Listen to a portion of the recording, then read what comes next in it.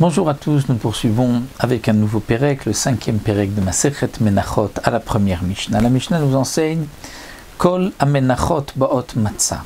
Donc toutes les Menachot, toutes les offrandes qu'on apportait au Beth Amikdash devaient être Matzah, c'est-à-dire que on ne laissait pas la pâte fermenter. De la Matzah, pas du Chametz. Chutz Michametz Shebatouda Ushtalechem, à l'exception de deux Menachot. Les Shte Alechem, on va commencer par les deux pains qu'on apportait à Shavuot, comme nous l'avons vu dans les prakim précédents. Il y avait deux pains qu'on apportait le jour de Shavuot, donc c'est les Shte Alechem. Eux étaient de Chametz.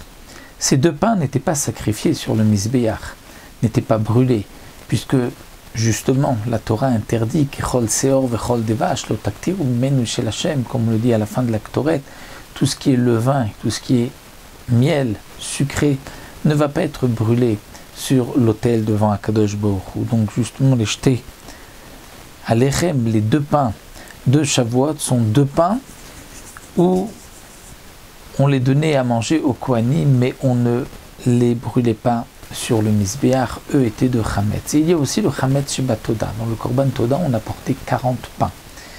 Il y en avait 30 qui étaient Matzah et 10 qui étaient Chametz. Donc les pains Chametz Sheba Toda non plus n'étaient pas brûlés, mais étaient donnés à manger, donc une partie donnée aux Kohanim, une partie par les propriétaires.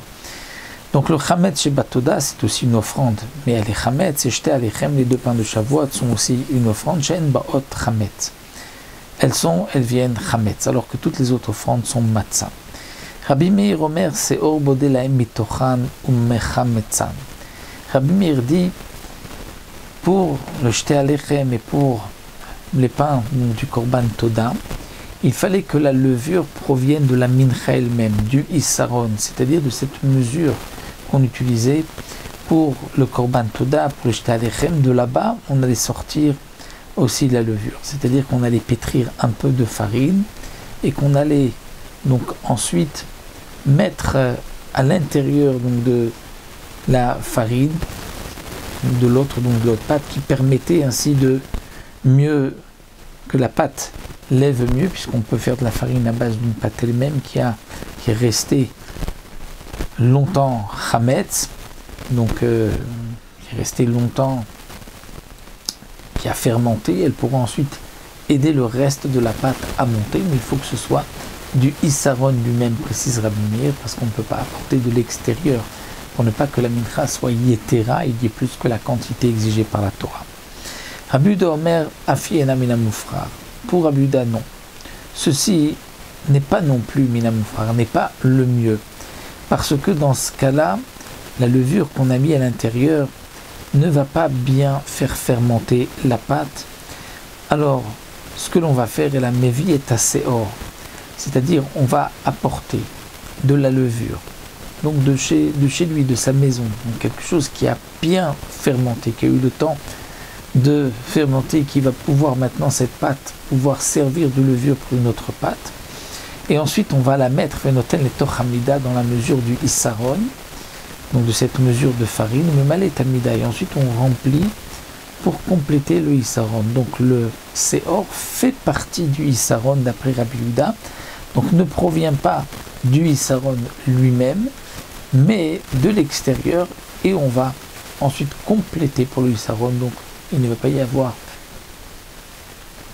un peu de levure en plus du Issaron, mais dans le Issaron. Mais Amroulo, les Chachamim n'ont pas été d'accord avec Rabbi Yehuda, puisqu'ils ont dit Afi Haïta Chasera Oyetera. Si c'est ainsi, le Issaron va être Chasera, manquant, ou Yetera, ou il va y en avoir trop. Comme explique le Barthénora, tout dépend. Si ce morceau de levure qu'on a mis, donc qui est une pâte qu'on a laissé fermenter, si il y avait eu peu d'eau, donc on peut dire dans le volume, ce n'est pas comme si c'était de la farine. Et donc, le Issaron va être en plus, parce que si il n'y aura pas suffisamment, le Issaron va être yoter, c'est-à-dire qu'il va y avoir plus que la quantité.